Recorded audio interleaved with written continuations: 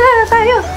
1, 2, 3. Hi guys! Welcome to our vlog! Today, we're diving into an exciting trend that's changing how we travel. Hybrid commerce in the tourism industry. If you ever book a flight online, chatted with a travel agent, or browsed a tour package on your phone, you've already experienced a part of hybrid commerce. So today guys, magbubook kami ng flight because we're going to Taiwan. Girl, kailan na tayo pupunta ng Taiwan? Sa ano na yun? Sa June 9 na. Malapit na pala eh. Kaya nga eh. Yes. So, we're excited guys! We're excited naman! Excited na ako, Bert. Yes. Okay. Parang maghanap na tayo. Paano ba kasi mag-book noon? Hindi ko nga din alam eh. First time ko din eh. Hindi rin ako marunong. Paano yan? Paano yun? What is hybrid commerce? Hybrid commerce combines both online and offline customer experiences.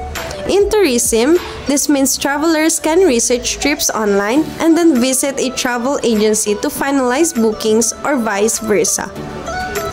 It's about making the customer journey smooth and connected, whether you're on your phone, computer, or talking to someone in person. Ano? Tapos ka na book? Okay na. Book na. Ay, alam mo ba, naalala ko, yung mga ano mo ngayon, yung mga online booking, marami silang ino-offer. Alam ba yun lang yan? Pwede na din personalized. Kunyari, gusto ko pumunta ng Bacoor, pwede na ako makipag-work sa mga agency para mangyari. Bilis na. Ang galing! So guys, wait. Alam mo ba, na-realize ko na sobrang important pala ng hybrid commerce. Pansin nyo, ang bilis natin nakapag-book.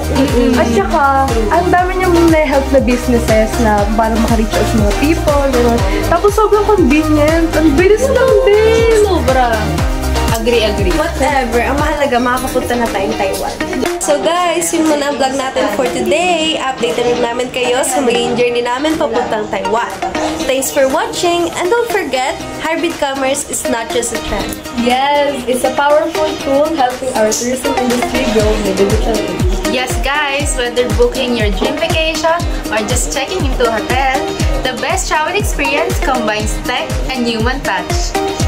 Thank you guys for watching, and don't forget to like, subscribe, comment, and click the bell button for updates.